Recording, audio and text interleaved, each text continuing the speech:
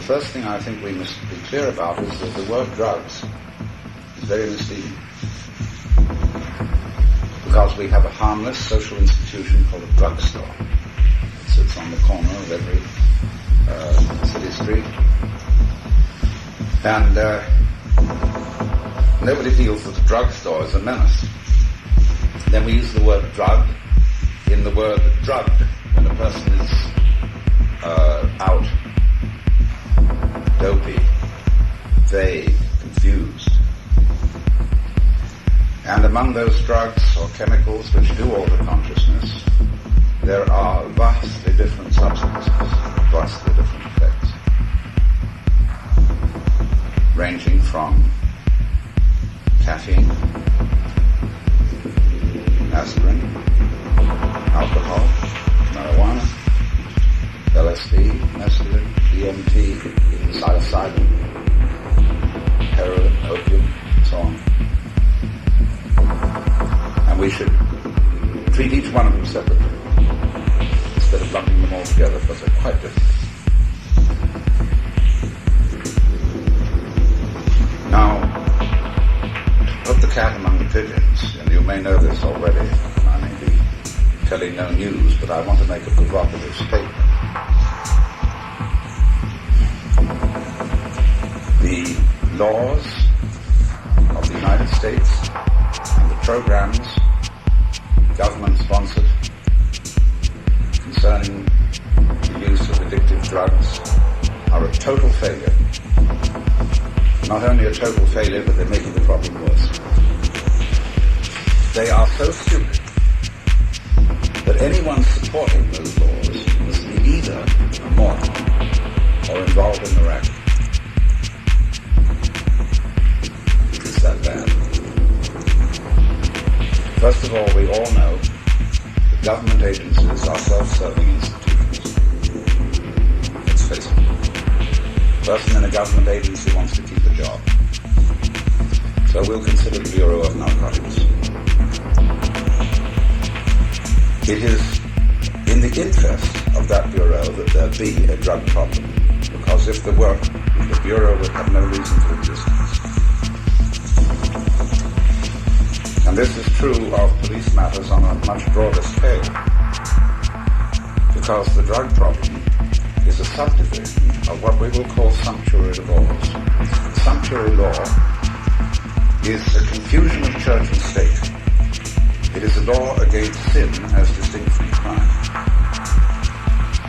In my definition, although these definitions can always be disputed on, as it were, on the edges, a crime is an offense against society in which somebody is injured and is disposed to complain.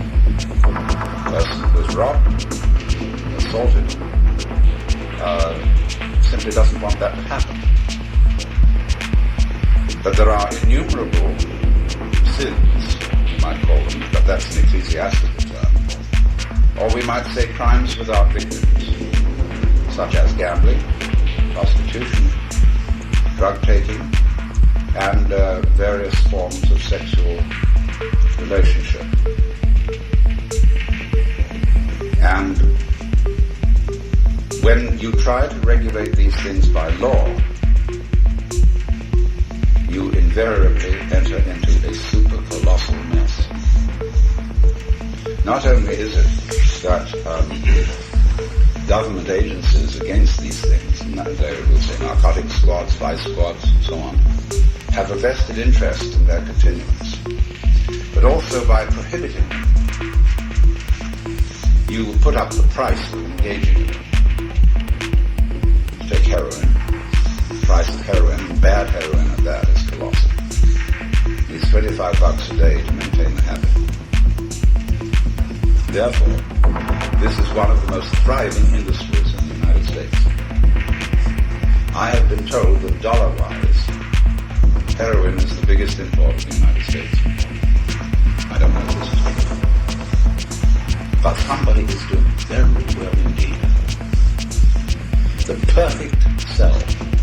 Get the person hooked, and in order to maintain their habit, they have to become a pusher. Sell it, or else a robber. street crime, mugging, is directly related to the necessity of maintaining the heroin habit. Now, once you make this a matter for police control, you corrupt the police. The police in the United States began to be corrupted at the time of Prohibition. And Mr. Anslinger, who had a job under Prohibition, had to find himself another job. So he selected drugs as the new Prohibition. He did very well.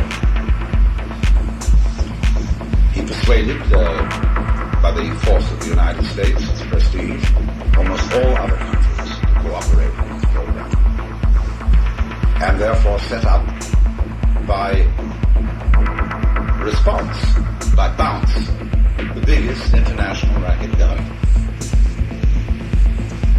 One wonders sometimes if Mr. Anslinger didn't profit from it. We can only say that he profited by holding this eminent position. But somebody is making fortunes out of the trade, simply because the price is high, and the price is high because it's forbidden.